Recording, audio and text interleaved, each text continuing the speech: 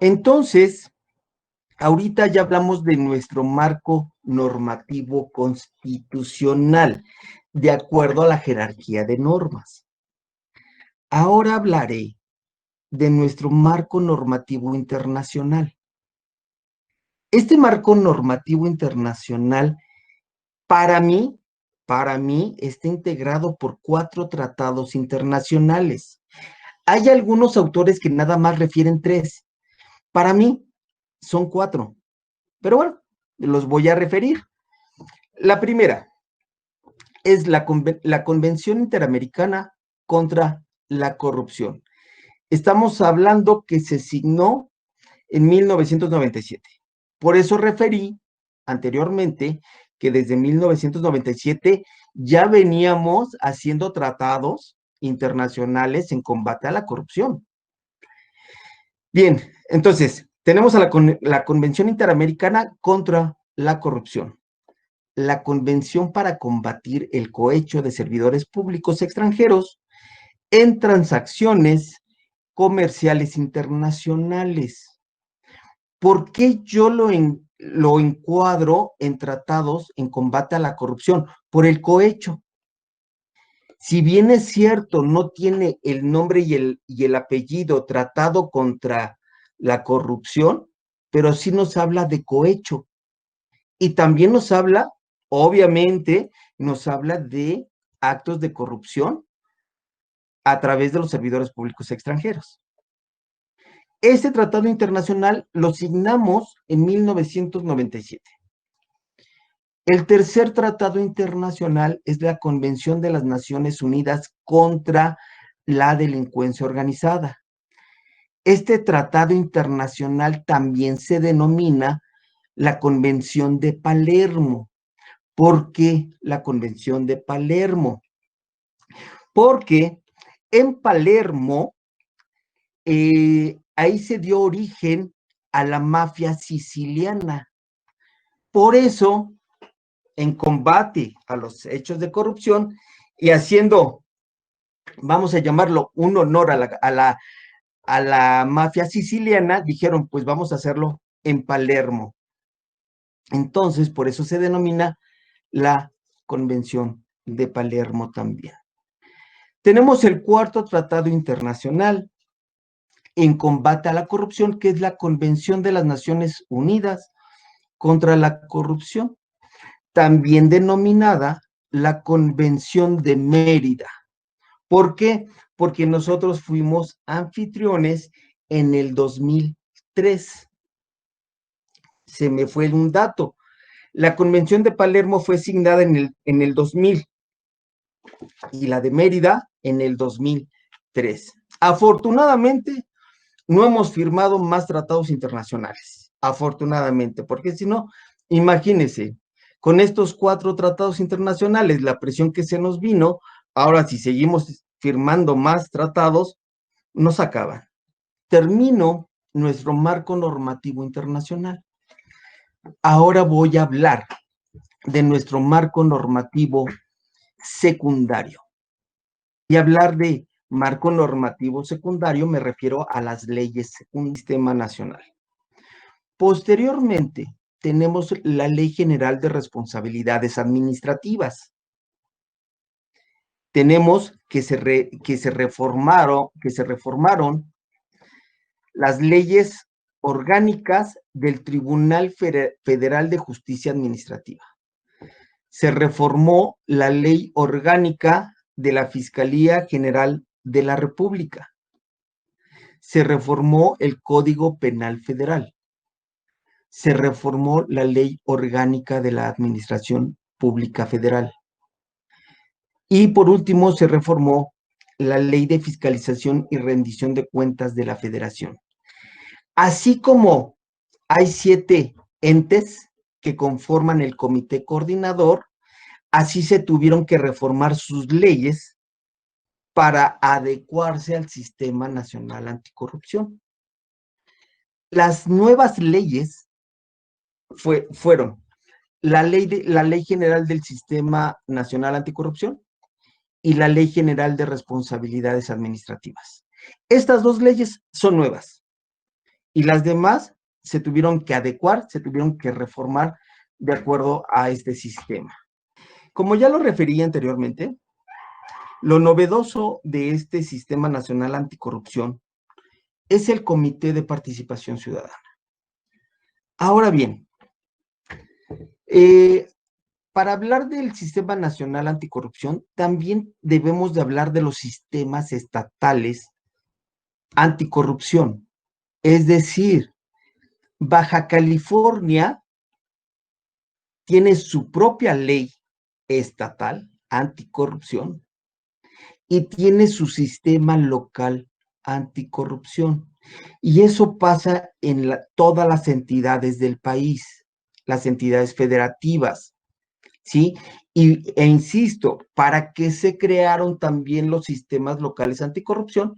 Pues para que prevengan, investiguen y sancionen las faltas administrativas y los hechos de corrupción.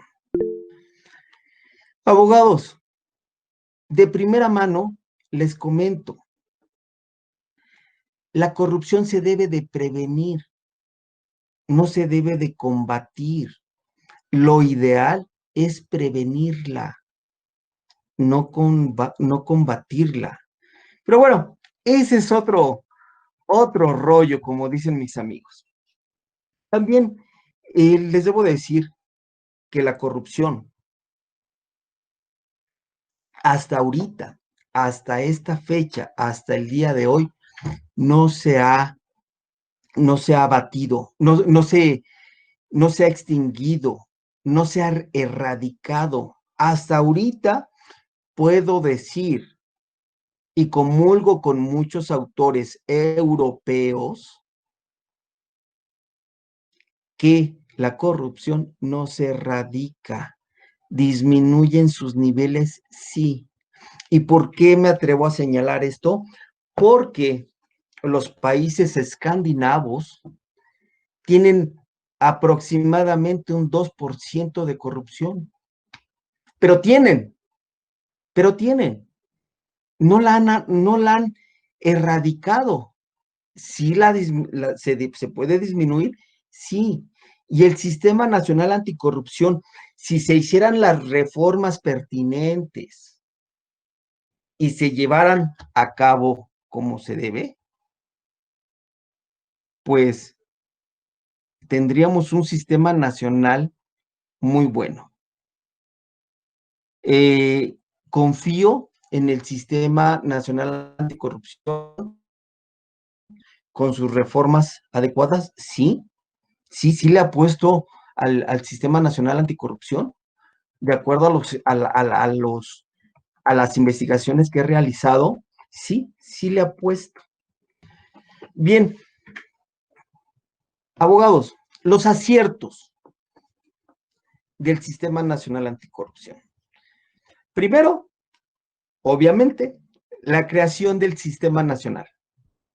Posteriormente, su ley. Su ley me agrada. Dentro de todo, me agrada. Le echaron ganas. Hay unas deficiencias, pues sí, es la primera vez que creamos un sistema nacional anticorrupción. Creo que es viable que se equivoquen. Además, los diputados se equivocan muy seguido, entonces un errorcito más al sistema no hay problema. Segundo acierto, se creó la Ley General de Responsabilidades Administrativas. Dentro de su contexto de esta ley, la veo bien, la veo sensata. ¿Hay que adecuarla? Sí. ¿Hay que reformarla? Sí. Pero ¿qué creen? Para reformarla necesitamos de la voluntad política de los diputados. Y no creo que haya voluntad política.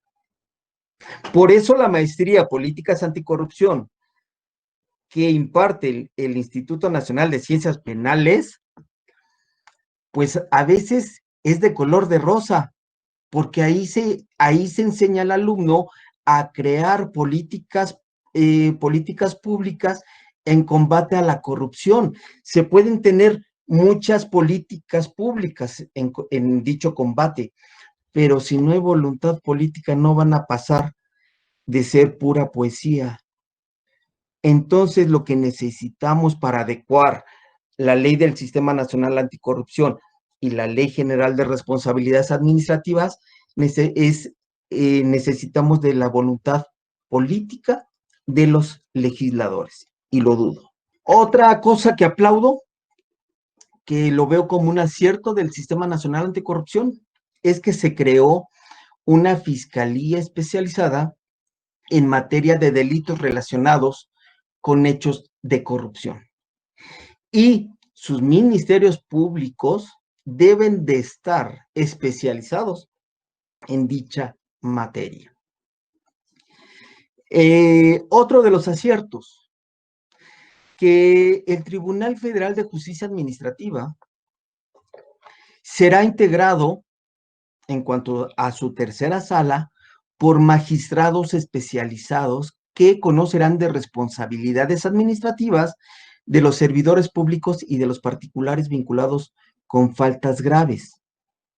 Es decir, van a ser porque todavía no están nombrados, van a ser magistrados especializados.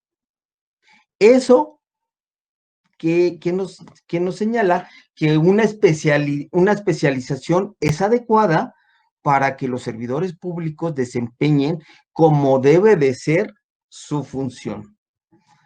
Bien, otro acierto del Sistema Nacional Anticorrupción es que quien lo preside, el comité coordinador, está presidido por el presidente del Comité de Participación Ciudadana. Lo veo muy bien. Y después, lo veo un acierto que el Comité de Participación Ciudadana esté integrado por ciudadanos, más no por servidores públicos. Y aquí entro a otro tema. El Comité de Participación Ciudadana, los integrantes, perdón, son ciudadanos, no son servidores públicos. ¿Por qué, abogados? Porque de acuerdo a la Ley General del Sistema Nacional Anticorrupción, estos personajes cobran por honorarios bajo un contrato de prestación de servicios de servicios. Es decir, no hay relación laboral, no tienen prestaciones.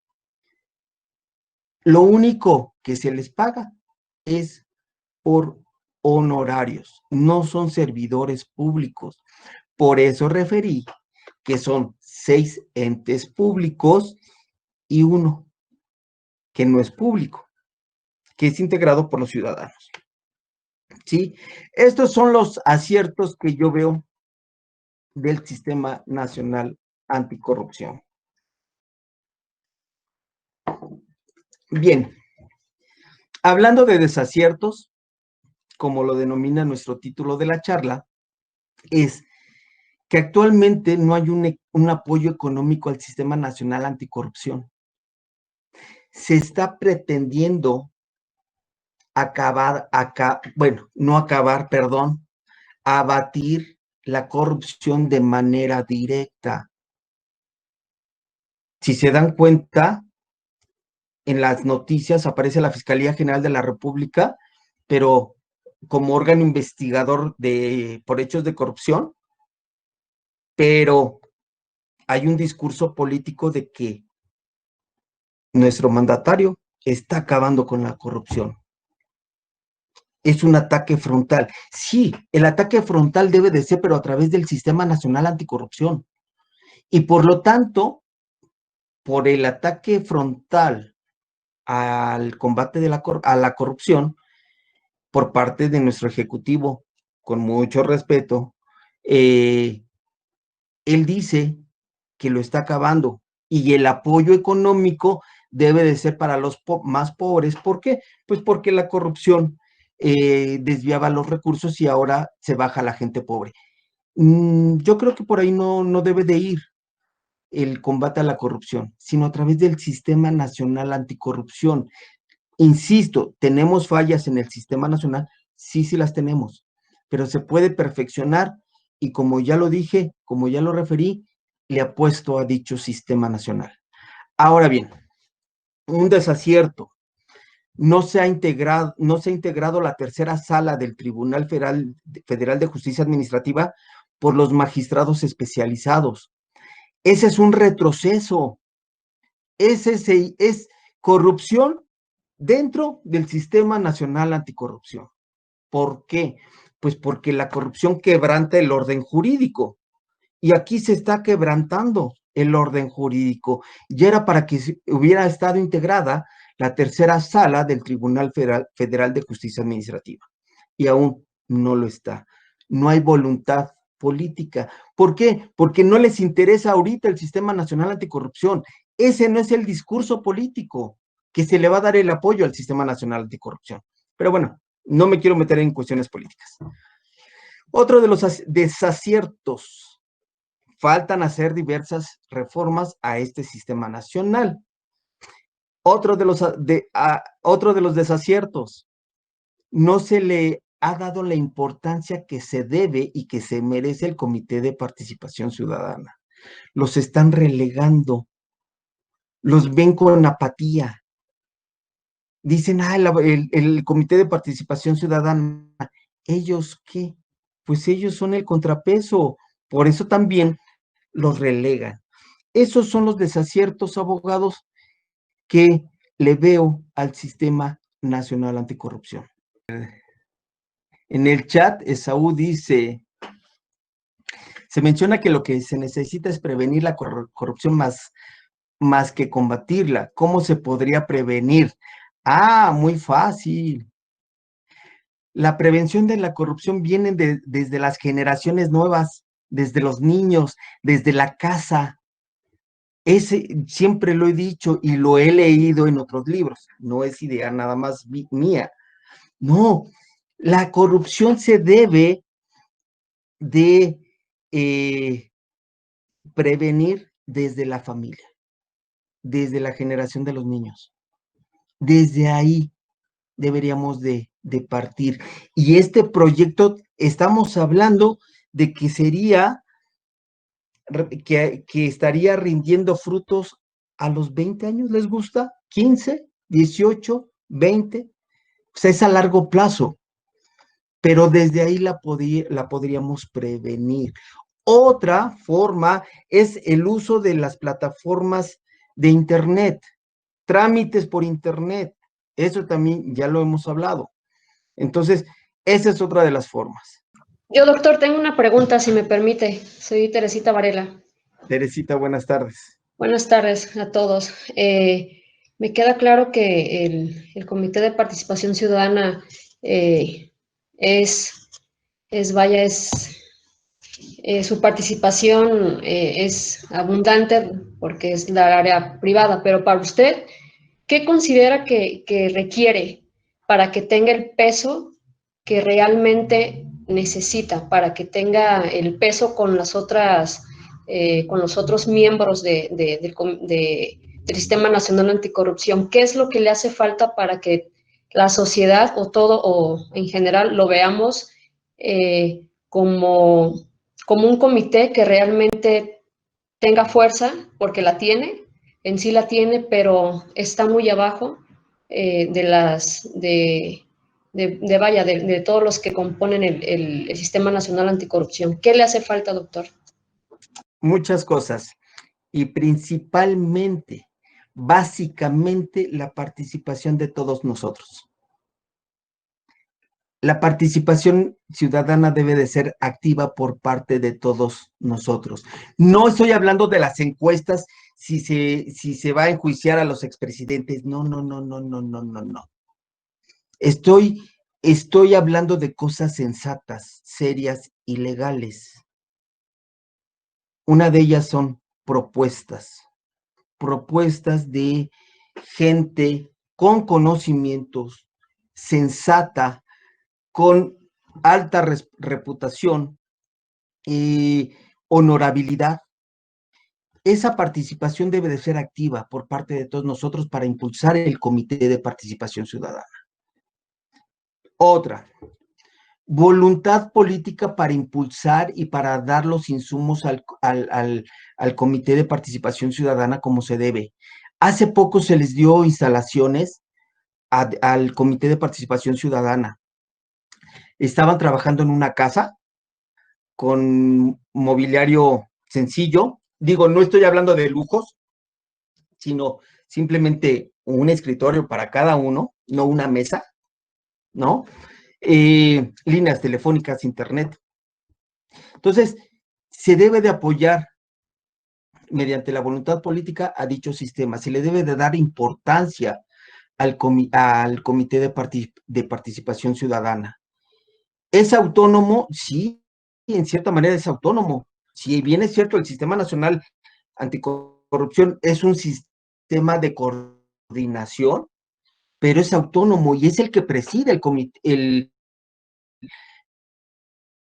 Entonces, yo creo que eso es lo que hace falta para que el Comité de Participación Ciudadana, pues, alce vuelo y muy alto, porque lo veo con buenos ojos, ¿sí? ¿Cómo para darme a entender por qué es importante dicho Comité de Participación Ciudadana? El Senado propone o saca a 9 candidatos, candidatos ciudadanos, y esos 9 candidatos ciudadanos van a escoger a 5, o sea, quien integra el comité de selección son 9 ciudadanos, y esos 9 ciudadanos van a escoger a 5 ciudadanos que tenga méritos en temas de combate a la corrupción, rendición de cuentas y transparencia. Es decir, ahorita los que integran el Comité de Participación Ciudadana han contribuido a esos temas, ya sean que han estudiado, han dado conferencias, han escrito, han dado clases, han hecho propuestas y así es como se han elegido a dicho Comité de Participación Ciudadana. Entonces, Teresita, regresando a tu pregunta, yo creo que con esas acciones se podría darle impulso al Comité de Participación Ciudadana. Pero básico es la participación de cada uno de nosotros. ¿Contesté tu pregunta? Sí, doctor, le agradezco mucho. Muchas gracias. Gracias. Mónica Morales dice que tiene una pregunta. Moni. Doctor, soy yo, Gabriela Beltrán, su alumna. Gracias, Gabi. Hola, ¿cómo estás? En lo que se conecta nuestra compañera, la licenciada Mónica, yo quería abonar a algo muy importante que usted dijo cuando le hizo la pregunta el abogado con respecto a cómo podemos prevenir la corrupción, ¿no? Yo lo que coincido con usted y yo podría abonar a lo mejor esta charla en el sentido de decir que Platón hablaba de un Estado educador. ¿Por qué un Estado educador? Porque el Estado tiene la obligación de proporcionarnos a nosotros como ciudadanos, de promover deberes y obligaciones y el sentido cívico que debemos de tener nosotros como ciudadanos. Y coincido perfectamente con usted en el sentido de que para que puedas cambiar todo un sistema, porque nosotros ya venimos viviendo en él, sí nos tardaríamos como unos 20 años. De hecho, no sé si a mí me toque o a muchas personas, o sea, esto no es para el día de mañana. Esto es en 20 años que tenemos que cambiar la mentalidad. ¿Qué queremos decir con esto? Si el Estado, hacemos un Estado educador, como dijo Platón, empezamos desde el kinder y el joven que estamos educando va a tener 20 años. Cuando ya salga a la vida pública a ejercer, a ser ese profesional de cualquier materia, entonces ya va a tener ese tipo de conductas y también, como usted lo dice, el Estado debe fomentarlo también desde la familia, o sea, es un todo. Por eso coincido completamente con usted y nada más quería dar esa parte. Gracias, Gaby. Ahora, si bien es cierto, la prevención de la corrupción debe de estrechar mano con la niñez, también no dejemos de lado el ejemplo que marcan los papás hacia los niños. El ejemplo que se le dé a los niños es muy importante para la prevención de la corrupción. Ejemplo, si el papá no le dice nada, no le transmite ningún discurso en combate a la corrupción, pero con su actuar el papá corrompe al policía y lo ve el niño, con esa acción le dijo todo, el papá al niño. Entonces el ejemplo es muy importante. Voy a dar lectura a Enrique Montiel. Dice, es cultural. Así a muchos nos los inculcó la televisión, novelas, noticiarios, gobernantes, policías, ministerios públicos, trámites burocráticos, escuelas.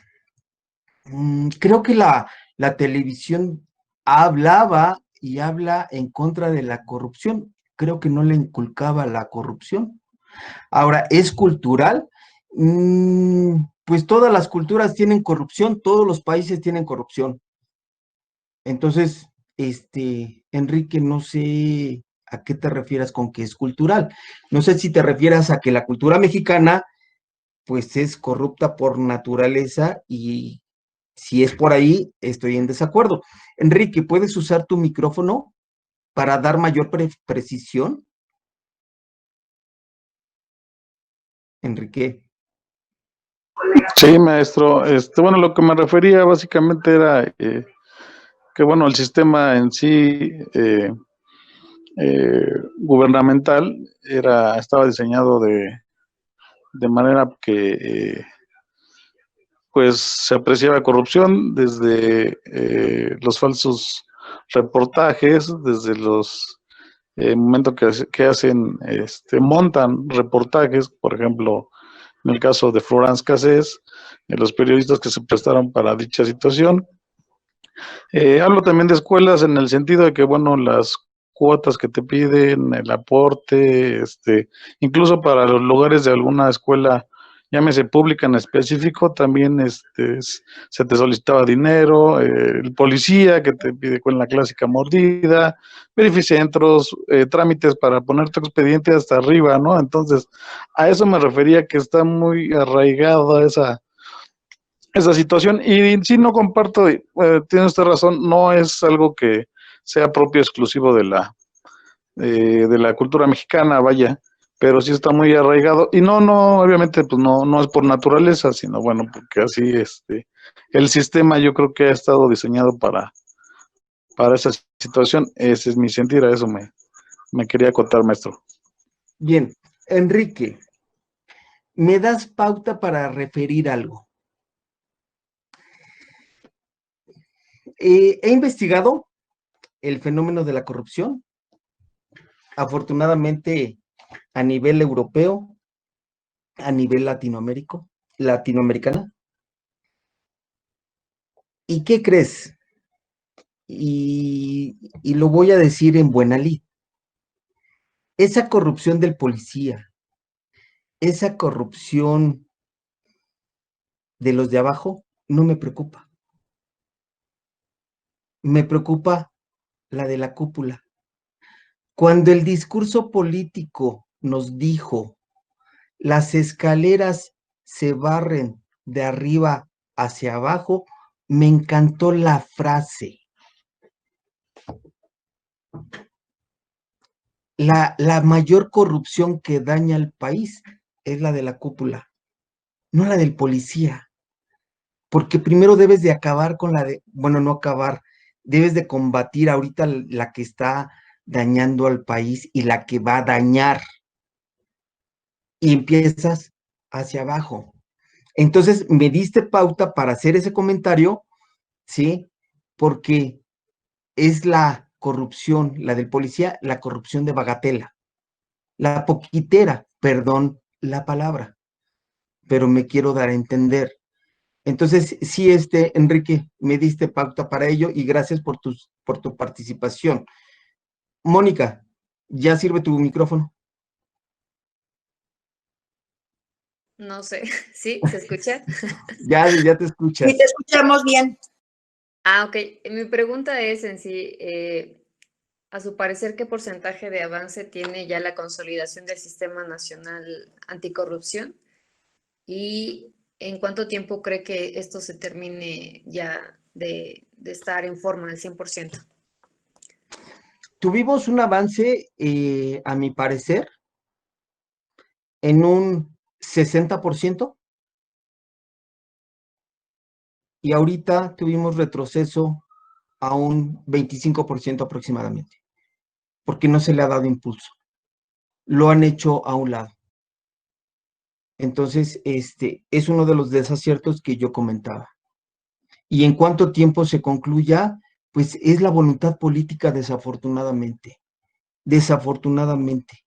Y ahí nosotros los abogados podemos presentar amparos, dependiendo del acto reclamado, pero supongamos que debido al retroceso a ese Sistema Nacional Anticorrupción, podríamos tal vez presentar juicios de amparo para presionar a la autoridad a que se eche a andar como se debe. ¿Sí, Moni? Sí, Bien. gracias. Abogados, nuestro juicio de amparo. El juicio de amparo tiene sus bases constitucionales, como muchos de nosotros sabemos, en el artículo 103 y 107 constitucional.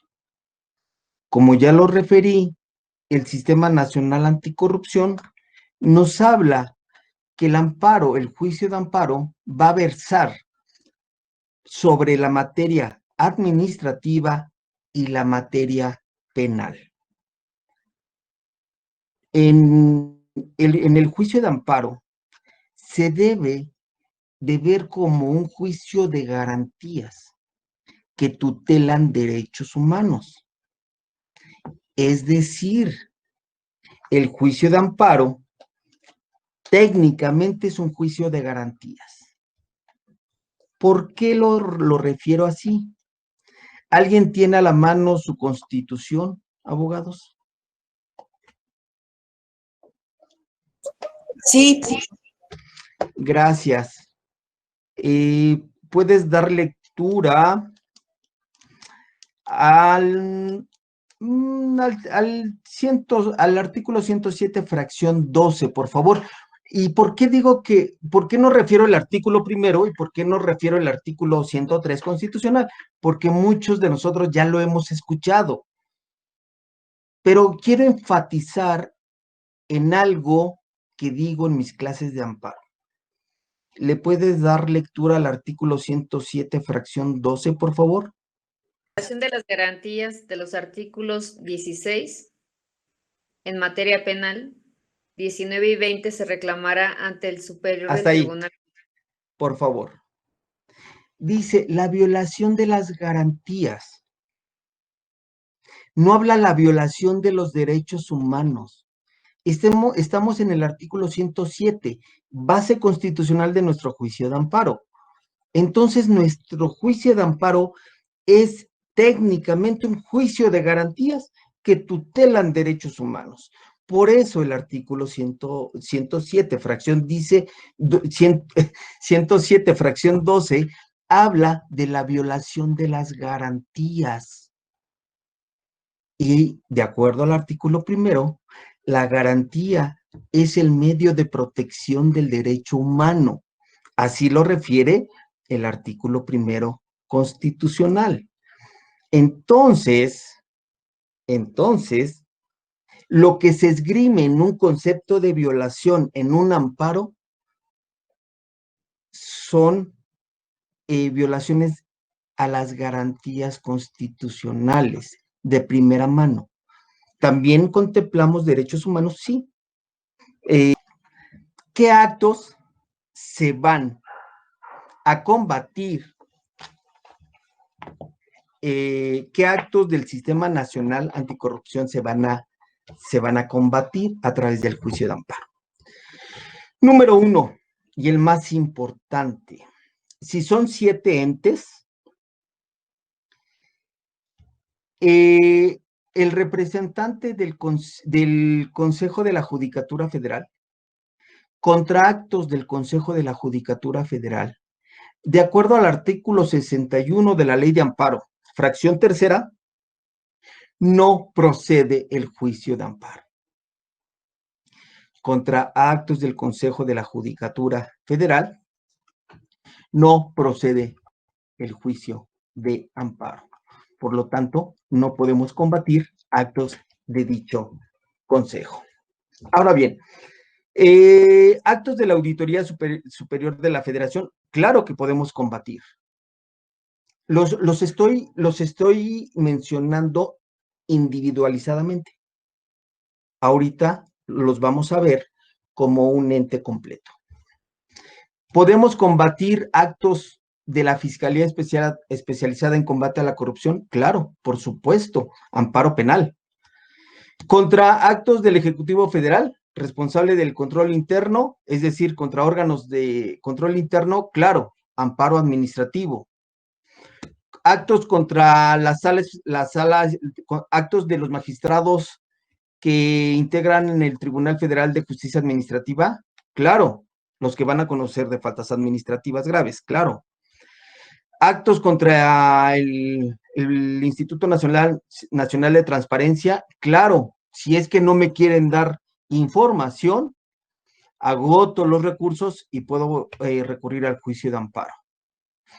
Puedo presentar amparo, yo Alejandro, contra el Comité de Participación Ciudadana, claro, es un amparo de actos de particulares, no es un amparo contra actos de autoridad.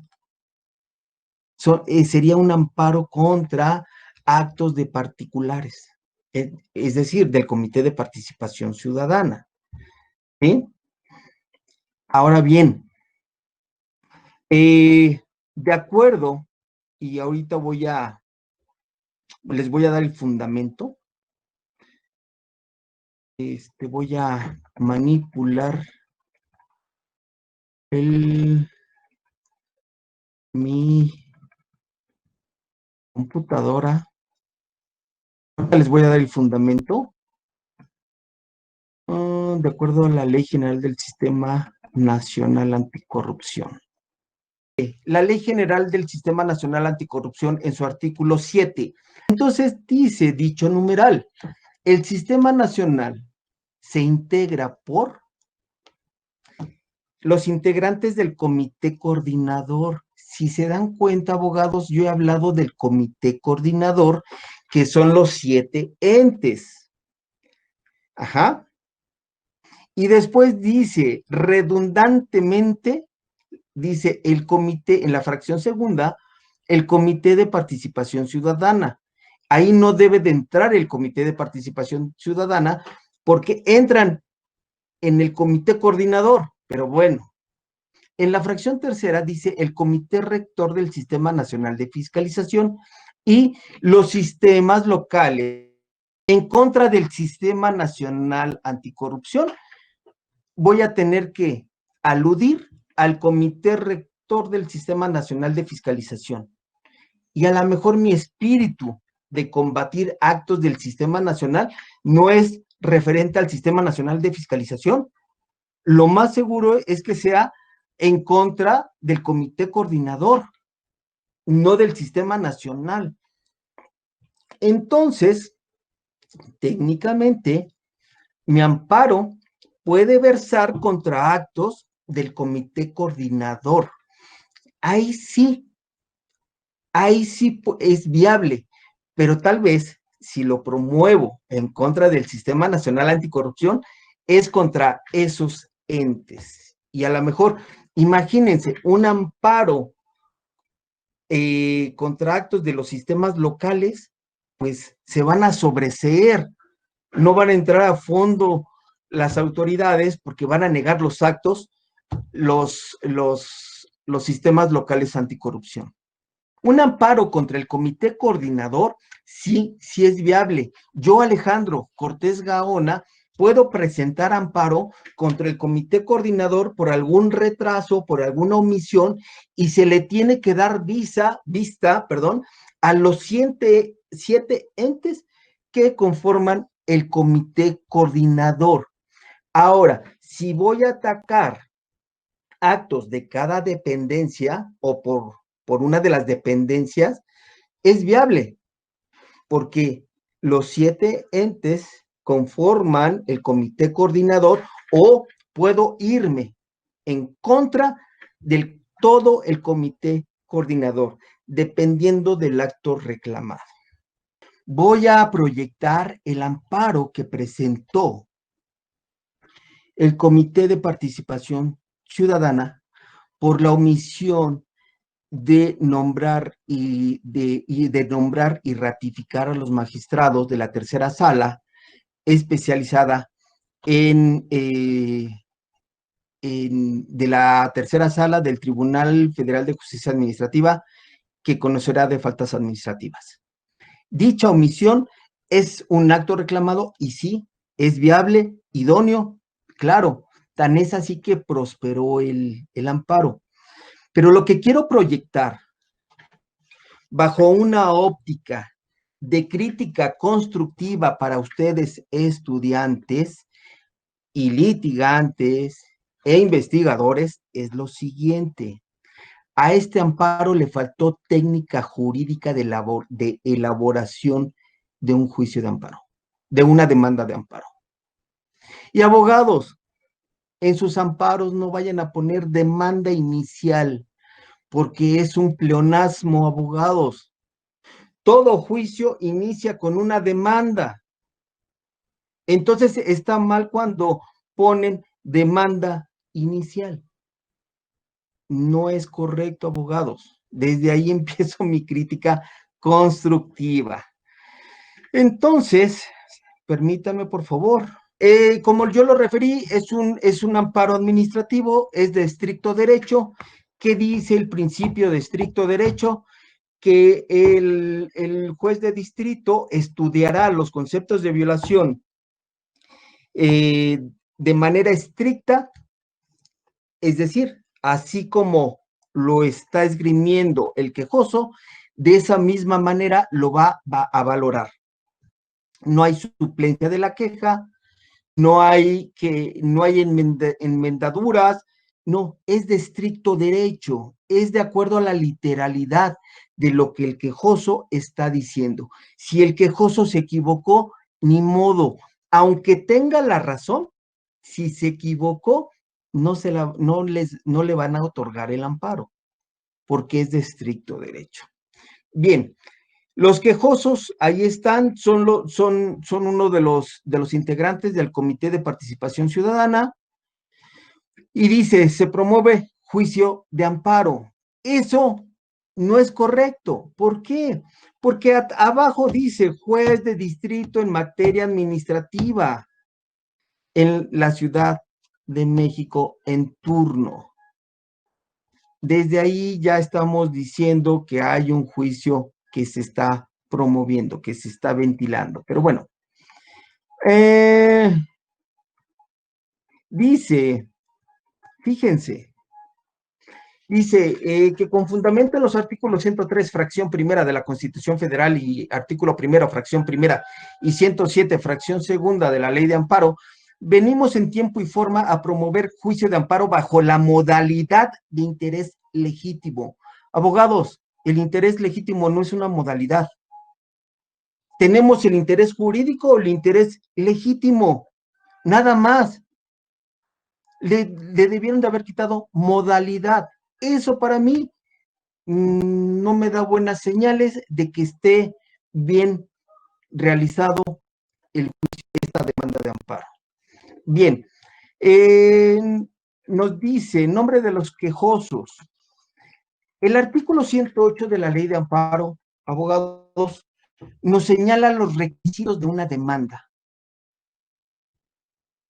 Y en la fracción primera debe de ir nombre y domicilio de los quejosos. Ahí en ese rubro, en esa fracción primera, podemos decir ya se indicaron en el prohibio. O los copiamos y mencionamos el domicilio. En la fracción 2, la Ley de Amparo nos habla de que se debe de poner el nombre y domicilio del tercero interesado. Si es que no hay que poner bajo protesta de decir verdad que no hay. Ese es un requisito. Y ahí me están poniendo representante común de los quejosos. Está mal. Pero bueno, es para efectos constructivos de nuestros estudiantes. Domicilio para oír notificaciones. Abogados, eso ya está en el proemio. ¿Por qué me lo pusieron ahí? En la fracción tercera, en una demanda de amparo, me lo señala el artículo 108, debe de ir las autoridades responsables. Pero fíjense, en la fracción 4 me ponen acrónimos utilizados. Eso no me lo pide la ley de amparo en el artículo 108. Y me ponen los acrónimos. No sé en dónde estudiaron amparo los abogados, y me llama mucho la atención, pero qué bueno que les otorgaron la protección de la justicia federal. Posteriormente, la fracción quinta me dice autoridades responsables. Bueno, vean cómo me señalan a la Cámara de Senadores del Congreso de la Unión y la Comisión Permanente de la 63ª Legislatura del Congreso de la Unión. Bien, ahí estoy de acuerdo, no con el número de la fracción que colocaron. Terceros interesados, no existen. Vean hasta dónde me lo colocaron. Ahora, acto reclamado. Me dice, omisión reclamada. Ya me está diciendo que es una omisión. El acto reclamado es una omisión. Está mal colocado. Insisto, abogados, es con una óptica constructiva para nuestros estudiantes, ¿sí? Pero también hay técnicas en la elaboración de una demanda de amparo y hay técnica para sustanciar un procedimiento de amparo. Pero desde aquí nos vemos que a los abogados les faltó técnica, les faltó conocimiento y práctica. Pero bueno, dice, omisión reclamada. Dice, de las autoridades responsables se reclama la omisión en el cumplimiento de la obligación constitucional a su cargo de ratificar o, en su caso, rechazar a los magistrados anticorrupción nombrados por el Ejecutivo Federal mediante el oficio fechado el 24 de abril de 2017. Ese párrafo es lo único que debe de ir ahí. Ya me está diciendo que falta la ratificación. Sin embargo, fíjense, dice, el plazo de cumplimiento de esta obligación venció el 18 de julio de 2017, según se desprende de los artículos 73, La pretensión en este amparo no se elimina. La pretensión, no, yo no pretendo, yo estoy combatiendo, yo estoy pidiendo, yo estoy exigiendo, pero bueno, es la causa petendi, técnicamente hablando. Dice, la pretensión en este amparo no se limita a una ratificación a ciegas de los magistrados anticorrupción, ya que la misma, este es un concepto de violación, abogados, no debe de ir en el acto reclamado. Ya en el primer párrafo constriñeron el acto reclamado y dijeron omisión por parte de las autoridades responsables en ratificar a los magistrados anticorrupción. Es todo, abogados. Bien. Fecha de actualización de la omisión reclamada. Eso tampoco me lo pide. Eso tampoco me lo pide los requisitos del 108 de la ley de amparo. Esto puede ir en el rubro de los antecedentes, abogados. Ahora bien, fracción 9. Derechos y principios constitucionales violados. Eso me lo exige en la fracción sexta del artículo 108, abogados, y me habla de los preceptos de los derechos y de las garantías violadas, es decir, preceptos, números de los artículos nada más. Y aquí me echan un rollo sobre el derecho humano colectivo, la convención, inciso B, la Convención Americana y está mal, abogados, es Convención Americana sobre Derechos Humanos. No supieron copiar. Y me dicen, y me avientan pactos, derechos humanos, principios. No, tremendo este amparo, abogados. Luego, fundamentos del amparo y competencia. Ahí están los preceptos que nos exige en la fracción sexta del artículo 108 de la ley de amparo. Bien, bajo protesta de decir verdad. ¿Va? Antecedentes. Me avientan el decreto de reforma constitucional. Bueno. Después me hablan del artículo 73. Creo que no podría ir ahí, no debería de ir, perdón. Me hablan de las reformas a la ley orgánica, de la Ley General del Sistema Nacional Anticorrupción. Eso no debe de ir. Vean cómo les faltó técnica jurídica. Luego, consideraciones preliminares. Vean esto. Derechos humanos violados. ¿No les dije yo que técnicamente el juicio de amparo es un juicio de garantías? Primero se debe de aludir a las garantías violadas y posteriormente, por técnica, tiene que aludirse derechos humanos violados. El juicio de amparo es un juicio de garantías. ¿Y cómo se esgrime un concepto de violación? Porque no supieron hacer conceptos de violación. ¿Cómo se esgrimen? Fácil. Premisa mayor, premisa menor y conclusión. Silogismo jurídico. Y aquí me aventaron estos abogados del Comité de Participación Ciudadana, me aventaron derechos humanos violados y me hablan, fíjense, los derechos humanos se han clasificado de la siguiente manera: derechos individuales o de primera generación. Con perdón de ustedes, creo que al magistrado de distrito les han de haber dicho, ¿y a mí qué me interesa eso? Ya me lo sé, ¿para qué lo ponen? Creo yo que ha de haber pensado eso. Entonces, me habla de los derechos de protección, derechos prestacionales, derecho a la organización y procedimientos, y aún así lo ganaron. Qué bueno, me da gusto, porque es el Comité de Participación Ciudadana, es el comité que nos representa a la sociedad. Entonces, qué bueno que les otorgaron el amparo, porque en la esencia, en el fondo, sí lo pusieron, sí lo invocaron. Entonces, lo veo con buenos ojos. Pero la técnica es la que no veo bien. Les faltó mucho. Derecho de protección y deber de respeto, garantía y prevención. No me gusta. Pero bueno, me citan a Robert Alexi, connotado jurista en el tema de derechos humanos. Entonces, abogados, esto se los estoy proyectando para efectos académicos nada más. Luego, vayamos, por favor, a la lectura de un concepto de violación. Este amparo, abogados, en 15 cuartillas, a lo mucho se pudo haber redactado. A lo mucho. Y concretamente, porque el acto reclamado era muy concreto. Les digo, ese primer párrafo lo dijo todo.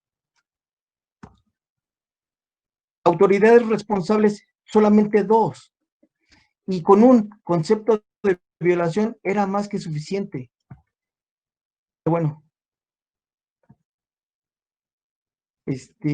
me siguen poniendo, inciso B, el Sistema Nacional Anticorrupción, y todo lo que les he dicho viene en este apartado. Miren, dice, ante ante el deber del Estado mexicano de emprender acciones efectivas para combatir la corrupción, el 27 de mayo de 2015 se publicó el decreto por el que se reforman, adicionan y derogan diversas disposiciones.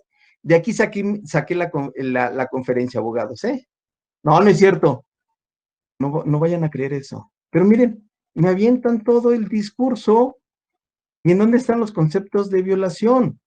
Miren, aquí están los 7 entes de los que habla el artículo 113 constitucional. Bien, lo que quiero es un concepto de violación. Vean hasta dónde se extendieron estos amigos. ¿Será que ya me los brinqué? No, omisiones del Senado. Este es el acto reclamado, las omisiones del Senado, pero esto no es un concepto de violación. Debe de existir un apartado de conceptos de violación. Principio de la relatividad de los efectos de las sentencias de amparo. No sé por qué lo invocaron. Artículo 61, improcedencia, único. Ahí estamos, ya estamos en los petitorios. Ah, concepto de violación único. De las autoridades responsables se reclama el incumplimiento de la obligación constitucional a su cargo de ratificar o en su caso rechazar, a más tardar el 18 de julio del 2017, a los magistrados anticorrupción. Segundo párrafo. La omisión reclamada es violatorio del derecho humano. Ahí técnicamente deberíamos de empezar con que la omisión reclamada es violatorio de la garantía de seguridad jurídica, de la violación de la garantía de legalidad, y me habla de derecho humano. Bien, ese podría ser, después de que aludí a la violación de la garantía, menciono la violación al derecho humano y dice, la omisión reclamada es violatoria del derecho humano colectivo al desarrollo y al derecho humano a la legalidad, a la seguridad jurídica, así como de los principios constitucionales que rigen la función pública y la administración de recursos económicos. Vean, me ponen ahí el régimen de responsabilidades. No sé, engrosaron mucho el juicio de amparo y creo que es indebido. Pero bueno, abogados, es juicio es con un concepto de violación. Me están copiando el diario oficial de la Federación, también lo veo incorrecto, porque nada más se debe de referir a lo mucho el diario oficial. Pero bueno, y los puntos petitorios. No hay capítulo de suspensión del acto no hay capítulo de suspensión del acto reclamado, claro, no debe de haber aquí suspensión del acto reclamado. Fíjense en el petitorio segundo. De acuerdo con los argumentos expuestos en el apartado correspondiente de esta demanda y con los documentos públicos que al efecto se exhiben, reconocer el interés legítimo de los quejosos. Ahí no le pusieron reconocer la modalidad bajo el interés legítimo. Bien, me agradó. Bien, abogados, pues esto es a grosso modo nuestro apartado del juicio de amparo. Por mi parte, pues es todo. Ya nos llevamos cerca de 2 horas, ya me excedí de la 1:30. Les pido que me disculpen. Pues por mi parte es todo, muchas gracias.